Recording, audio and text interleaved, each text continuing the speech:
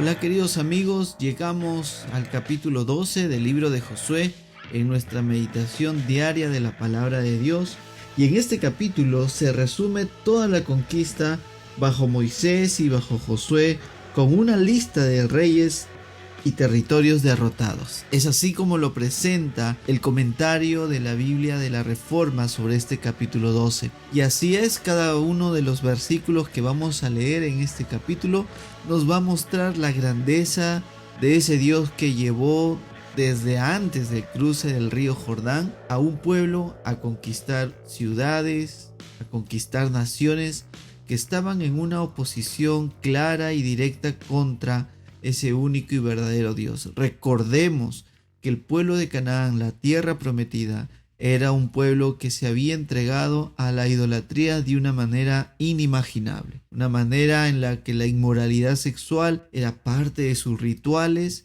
de una manera en que aún el sacrificio de niños era parte de los ritos que tenían estas personas para poder de alguna manera obtener el favor de los dioses.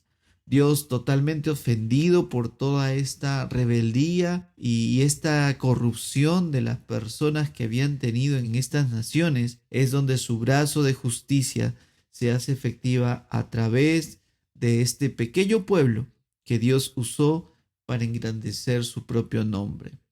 Dios buscaba su gloria y su gloria nos hace bien. Engrandecer la gloria de Dios nos hace bien. Por eso que el pueblo de Israel vivía bajo ese cuidado de parte de Dios. Mientras que el pueblo de Israel obedecía a Dios, Dios no solamente se daba gloria a sí mismo, sino que también llevaba a este pueblo de Israel a ser reconocido por todas las naciones como un pueblo potente, un pueblo grande, un pueblo engrandecido por el Dios de Israel. Este capítulo entonces nos va a mostrar más detalles acerca de todas estas victorias que obtuvo Josué en nombre de Dios. Asimismo, podemos concluir en todo este capítulo la hermosa promesa que Dios le hizo al comienzo de este libro. Si quisiéramos de alguna manera concluir con este capítulo 12, toda la travesía, todas las campañas de conquista del pueblo de Israel en la tierra de Canaán, podemos leer Josué capítulo 1, versículo 5. Dice la palabra de Dios: nadie te podrá hacer frente en todos los días de tu vida.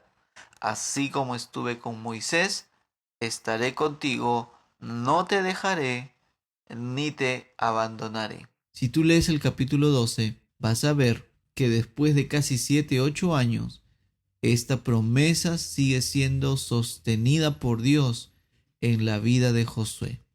Ya no solamente como una promesa hacia el futuro, como lo presentó Josué 1:5, sino como una promesa cumplida en todo el capítulo 12, después de haber conquistado Jericó, Jai, las naciones del sur, las naciones del norte y aún todas estas naciones que se mencionan en este capítulo.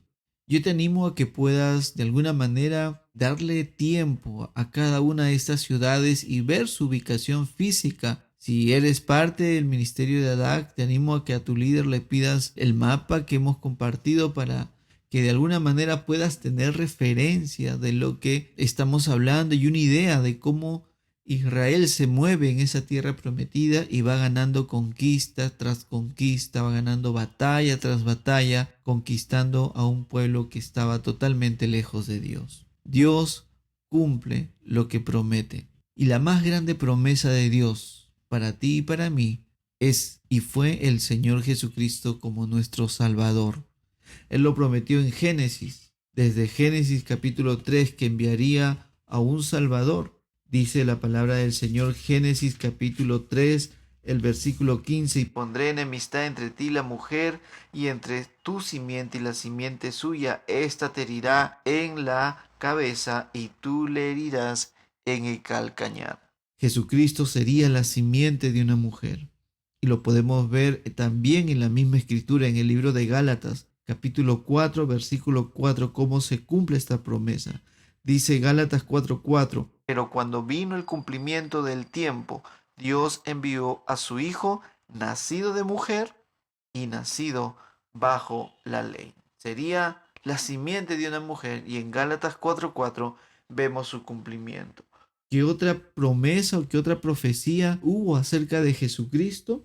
En Miqueas capítulo 5 versículo 2 se nos habla acerca del lugar de nacimiento del Salvador. Dice la Biblia: pero tú, Belén, Efrata, pequeña para estar entre las familias de Judá, de ti me saldrá el que será Señor en Israel, y sus salidas son desde el principio, desde los días de la eternidad. Y vemos que su cumplimiento se da en Mateo capítulo 2 versículo 1. Cuando Jesús nació en Belén de Judea, en días del rey Herodes, vinieron del oriente a Jerusalén unos magos. Cuando Jesús nació en Belén.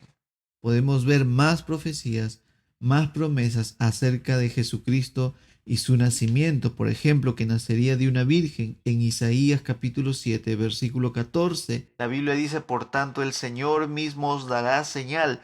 He aquí que la virgen concebirá y dará a luz un hijo y llamará su nombre Emmanuel. Y al leer el libro de Mateo capítulo 1 versículo 18, la Biblia dice: el nacimiento de Jesucristo fue así, estando desposada María su madre con José, antes que se juntasen, se halló que había concebido del Espíritu Santo. La Biblia también nos habla que Jesucristo sería rechazado por los judíos en Isaías 53:2 y 53:3. Y vamos a ver que su cumplimiento se da en Juan capítulo 1 versículo 11. A los suyos vino y los suyos no le recibieron.